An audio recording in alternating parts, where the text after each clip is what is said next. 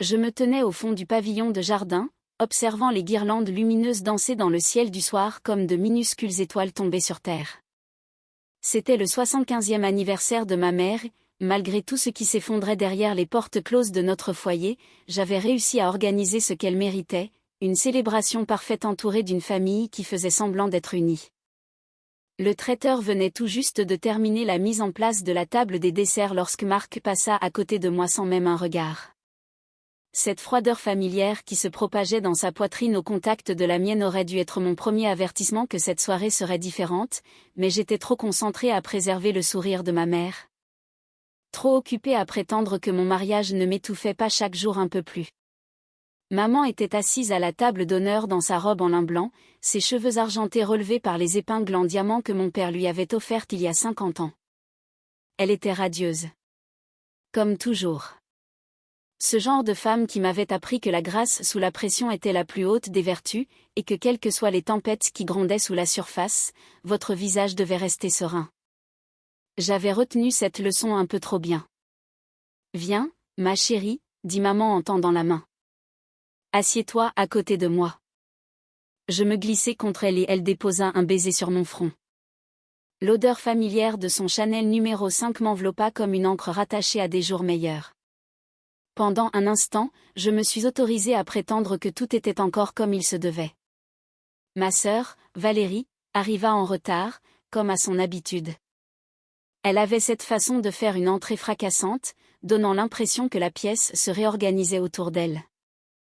Elle portait une robe rouge, la nuance exacte de rouge à lèvres qui, elle le savait, la ferait sortir du lot, et son rire était un peu trop fort tandis qu'elle serrait maman dans ses bras. Je l'observais depuis mon siège, cette tension familière se nouant dans mon estomac. Valérie avait toujours appartenu à une catégorie différente de la nôtre. Elle était la brillante, la belle, celle qui n'avait jamais eu besoin de faire trop d'efforts car la vie semblait simplement se plier à ses désirs. Elle avait pourtant été ma confidente la plus proche il y a 6 mois encore.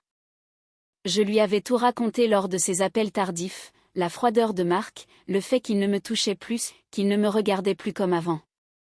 J'avais pleuré au téléphone depuis ma voiture garée devant des cafés, chuchotant que je pensais que notre mariage touchait à sa fin, et elle m'écoutait, m'apaisant avec des promesses que tout irait mieux, que les hommes traversaient des phases. Elle couchait aussi avec lui. Je l'ai découvert il y a 3 semaines en rentrant plus tôt d'une réunion avec un client. L'école de ma fille, Élise, m'avait appelé pour dire qu'elle avait de la fièvre. La maison était plongée dans ce silence particulier qui crie que quelque chose ne va pas, le silence de ceux qui essaient de ne pas se faire entendre. J'avais gravi les escaliers comme si je traversais un cauchemar. Chaque pas était alourdi par une terrible vérité que je n'avais pas encore confirmée. Quand j'ai ouvert la porte de la chambre, l'image s'est gravée si profondément dans mes rétines que je pouvais encore la voir en fermant les yeux la nuit. Les cheveux roux de Valérie sur ma tête d'oreiller blanche, la main de Marc sur son épaule nue, la façon dont il a sursauté en me voyant, mais la façon dont elle ne l'a pas fait, tournant lentement la tête avec un sourire suggérant que ce n'était pas la première fois qu'elle était surprise. Juste la première fois qu'elle l'était par moi. Je n'avais pas fait de scène. C'est ce détail qui tournait en boucle dans mon esprit. J'avais simplement fermé la porte, descendu les escaliers et m'étais préparé un thé. Lorsque Marc était descendu, ajustant encore sa chemise, j'étais assise à la table de la cuisine, les mains jointes, l'image parfaite d'une femme qui maîtrise ses émotions. Il avait essayé d'expliquer, utilisant ces mots pathétiques. Cela ne signifiait rien.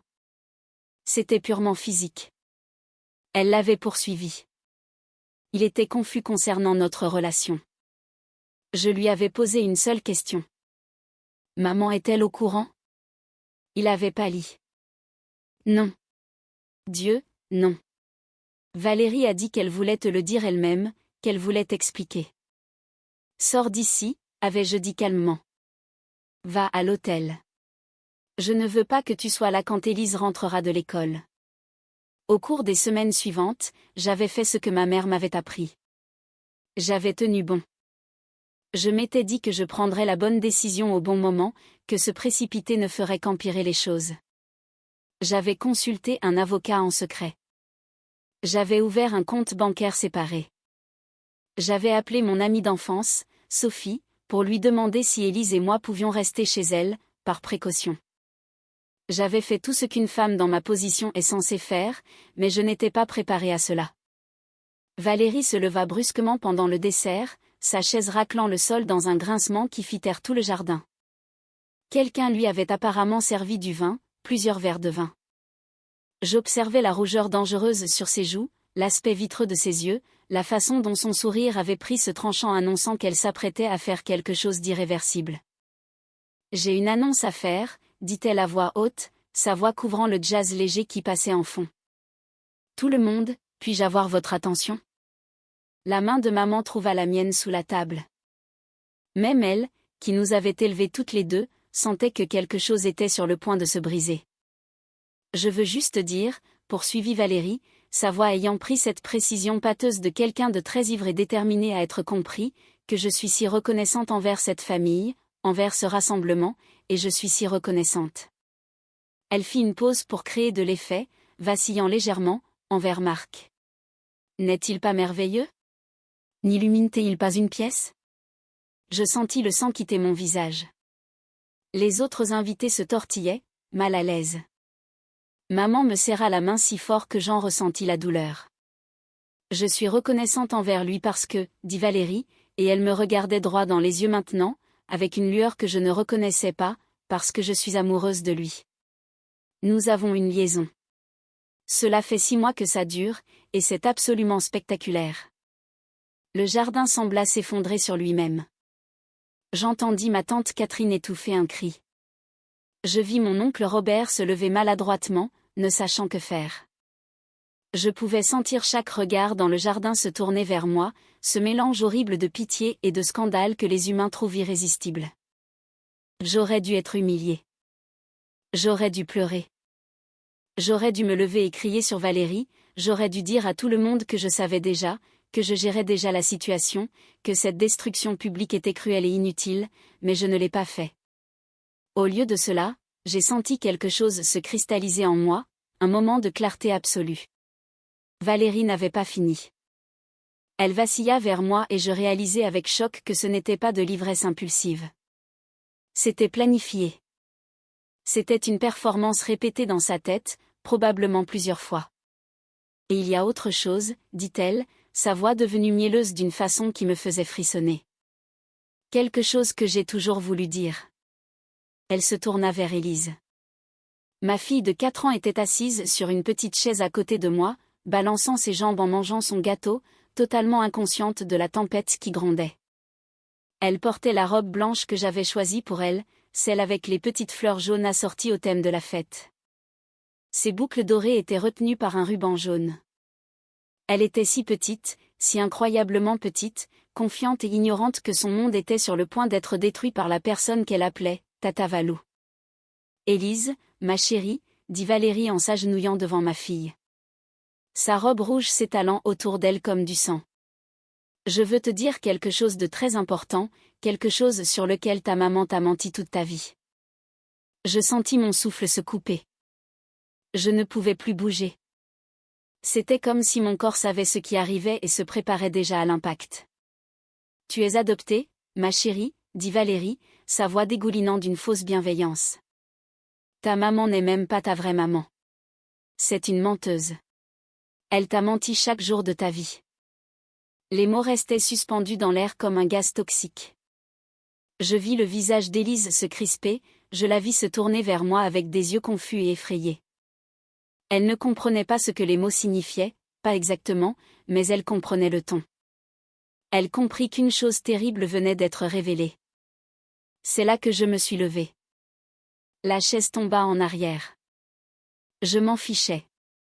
Tout le monde me fixait, attendant ma réaction, espérant probablement un effondrement dramatique qui rendrait la chose digne de Potin pour les années à venir. Ils s'attendaient à une victime. Ils s'attendaient à des larmes, des dénégations, une femme brisée par la trahison. Ils ne s'attendaient pas à ce que j'ai réellement fait. Tout le monde, dis-je, ma voix stable et claire, tranchant le silence choqué comme une lame, j'ai besoin que tout le monde s'assoie et écoute attentivement, car la menteuse dans cette pièce, ce n'est pas moi. Et je pense qu'il est temps que tout le monde comprenne exactement ce qu'est Valérie. Le visage de Valérie devint blanc. Elle se redressa et je pus voir la première lueur de peur traverser ses traits. « Élise, dis-je en m'agenouillant près de ma fille et en prenant sa petite main dans la mienne.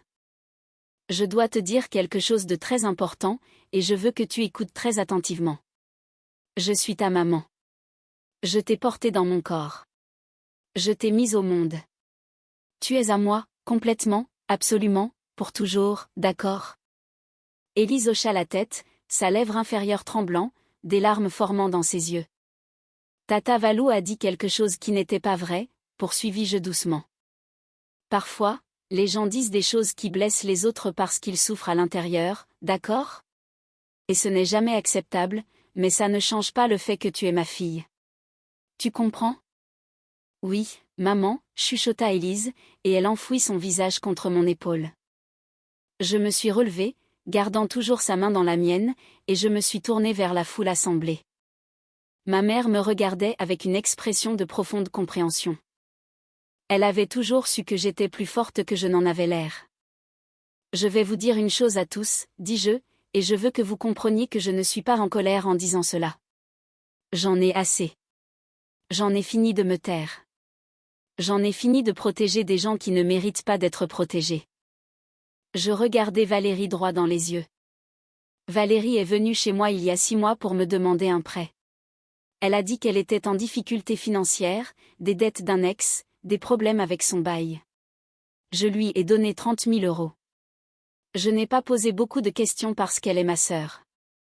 2 semaines plus tard, j'ai découvert qu'elle utilisait cet argent pour financer un voyage en Europe avec mon mari. Des exclamations parcoururent la foule. Le visage de Valérie était maintenant marbré, la rage et la panique se disputant ses traits.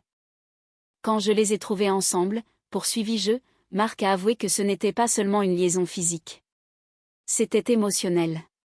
C'était planifié. Ma sœur avait passé des semaines à le manipuler, lui disant que j'étais froide, que je ne l'appréciais pas, que notre mariage était fini de toute façon. Elle lui avait dit qu'elle avait toujours eu des sentiments pour lui, ce qui, soit dit en passant, elle m'avait aussi avoué il y a 1 an, lorsqu'elle avait trop bu à Noël et avait décidé de tester ma réaction. Je pouvais voir une onde de murmures choqués traverser le jardin. J'ai aussi découvert, dis-je, ma voix ne faiblissant jamais, que Valérie volait notre mère. Pas de grosses sommes, de petites choses, des bijoux, de l'argent provenant des galas de charité qu'elle aidait à gérer, des objets de valeur sentimentale. Je les ai trouvés dans son appartement quand j'y suis allée pour la confronter à propos de la liaison. J'ai des photographies. J'ai une liste, et j'ai un détective qui documente tout depuis 3 semaines. Le visage de Valérie était devenu totalement blanc. Elle semblait sur le point de s'effondrer. Mais voici ce qui m'a vraiment amené à ce moment, dis-je en prenant Élise dans mes bras. Quand quelqu'un décide d'utiliser un enfant pour blesser sa propre sœur, quand quelqu'un décide de créer un traumatisme chez une petite fille de 4 ans juste pour marquer un point dans un jeu auquel il est le seul à jouer. C'est là que j'ai réalisé que toute la patience et la grâce qu'on m'a enseignée, toute la dignité et le calme que j'ai essayé de maintenir, ne signifient absolument rien si cela revient à protéger quelqu'un prêt à blesser mon enfant. Maman s'était levée. Elle regardait Valérie avec une expression de profonde déception, et cela semblait blesser Valérie plus que n'importe lequel de mes mots. Marc n'est pas ici ce soir parce que nous ne sommes plus mariés, dis-je calmement. J'ai déjà déposé la demande. Il sera tenu responsable civilement, légalement et financièrement pour ses choix, tout comme Valérie. Je marquai une pause, regardant ma sœur avec un sentiment qui me surprit, de la tristesse. Valérie sera également tenue responsable légalement. Je sortis mon téléphone et montrai l'écran à l'invité le plus proche, mon oncle Robert. C'était un fichier audio daté de 2 heures avant la fête. On pouvait y entendre Valérie expliquer à Marc pourquoi elle allait me détruire pendant la réception, pourquoi elle allait s'assurer que tout le monde sache quel genre de personne j'étais vraiment. Puis sa voix, froide et calculée, disant, si je l'humilie publiquement, elle n'aura pas d'autre choix que de démissionner du conseil d'administration de la fondation, et alors j'aurai enfin le poste qui aurait dû être le mien dès le début. Ce n'avait jamais été à propos de Marc. Ce n'avait même jamais vraiment été à propos de Marc. Ma sœur voulait mon poste au conseil de la fondation caritative où je travaille depuis 15 ans, expliquai-je à la foule. Elle voulait le prestige, les relations, les opportunités, et elle était prête à détruire mon mariage, ma réputation et le bien-être émotionnel de mon enfant pour l'obtenir. Valérie fit un bruit d'étouffement et s'éloigna, se frayant un chemin à travers les invités, sa robe rouge disparaissant dans l'obscurité. Plusieurs personnes se levèrent immédiatement pour la suivre, puis d'autres, et le jardin sembla collectivement expirer, comme s'il relâchait une respiration retenue toute la soirée. Maman vint vers moi. Elle prit Élise de mes bras et serra sa petite fille contre elle, murmurant des paroles rassurantes. Puis elle me regarda avec des larmes dans les yeux. « Je suis fière de toi, dit-elle simplement. Je suis si fière de toi. » Nous sommes partis après cela. Je ne suis pas restée le reste de la nuit. J'ai emmené Élise chez Sophie, où nous avions déjà installé nos affaires, où j'avais préparé un espace sûr. J'ai couché Élise et lui ai lu 3 histoires de plus, répondant à ses questions confuses aussi doucement que possible, lui promettant que parfois les gens disent des choses méchantes et que cela n'avait rien à voir avec elle. Je suis ta maman, lui ai-je dit, et cela ne changera jamais. Le lendemain matin, mon avocat a appelé. Il y avait eu une complication dans les dossiers, une bonne sorte de complication. Il s'est avéré que les délits financiers de Valérie avaient attiré l'attention des autorités, et qu'il montait un dossier. Les 30 000 € que je lui avais donnés, elle les avait documentés. Les bijoux qu'elle avait volés à ma mère, elle les avait assurés, et il y avait des preuves. Les fonds de charité, tous traçables. Ce que Valérie n'avait pas réalisé, c'est que dans son arrogance, dans sa conviction d'être la personne la plus intelligente de la pièce, elle avait été négligente. Elle avait pensé que m'humilier publiquement me détruirait, mais ce qu'elle avait fait en réalité, c'était cristalliser ma détermination. Elle m'avait rappelé que parfois, la chose la plus puissante qu'une femme puisse faire est d'arrêter de protéger ceux qui ne le méritent pas et de commencer à protéger ceux qui en ont besoin. Je n'ai rien gagné dans le sens traditionnel. Mon mariage était fini.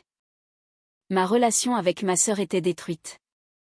Une partie de ma famille était fracturée, probablement irrémédiablement, mais Élise était en sécurité, j'étais libre, et j'avais enfin, après des décennies à absorber les leçons de grâce et de calme de ma mère, appris à les comprendre différemment. La grâce ne consistait pas à souffrir en silence. La dignité ne consistait pas à laisser les gens vous blesser. Et le calme ne consistait pas à prétendre que tout allait bien alors que ce n'était absolument pas le cas. La grâce, c'était savoir exactement quand parler et quoi dire. La dignité, c'était refuser de laisser quiconque diminuer votre valeur. Et le calme, c'était se tenir parfaitement immobile tandis que le monde s'effondre, en sachant exactement ce que l'on va faire ensuite. J'avais passé 5 ans à monter le dossier contre Marc et ma sœur sans qu'aucun d'eux ne le sache. J'avais tout documenté. J'avais été patiente, méthodique et absolument certaine. Et quand le moment d'agir est venu, j'ai agi de manière décisive. C'était la véritable histoire dont tout le monde allait parler, pas la liaison, pas l'humiliation à la fête, mais la femme qui avait repris son pouvoir si complètement qu'il n'y avait aucun doute sur qui avait gagné et qui avait perdu. Valérie a fait face à des poursuites pour fraude et détournement de fonds. Marc a subi un règlement de divorce qui l'a laissé considérablement plus pauvre, et je suis retournée à mon poste à la fondation, un poste désormais sécurisé, étant donné que tout le monde avait compris exactement ce qui s'était passé et pourquoi. Élise a fini par comprendre que parfois les gens se blessent entre eux, et que cela n'avait rien à voir avec le fait d'être aimé ou non. Elle a grandi en sachant que sa mère était forte, non pas parce qu'elle ne s'était jamais brisée, mais parce qu'elle s'était brisée puis reconstruite en quelque chose d'incassable. Et ma mère, elle m'a dit, des mois plus tard, qu'elle avait toujours soupçonné Valérie d'être égoïste, mais qu'elle attendait de voir ce que j'allais faire à ce sujet. Elle attendait, avec la patience qui vient de décennies d'expérience, de voir si j'allais enfin comprendre qu'être la plus grande personne ne signifie pas encaisser les coups. Cela signifie refuser de laisser quiconque porter le coup. Le jour de son 76e anniversaire, exactement 1 an plus tard, nous étions assis ensemble dans son jardin, le même endroit où tout avait éclaté. Élise construisait un château de sable avec sa grand-mère, et ma mère a pris ma main et a dit les mots que j'avais eu besoin d'entendre depuis toujours. Tu n'as jamais été la menteuse, ma chérie. Tu as toujours été celle qui dit la vérité. Tu attendais juste le bon moment pour la dire. Et c'était enfin, exactement ce que j'avais besoin de croire.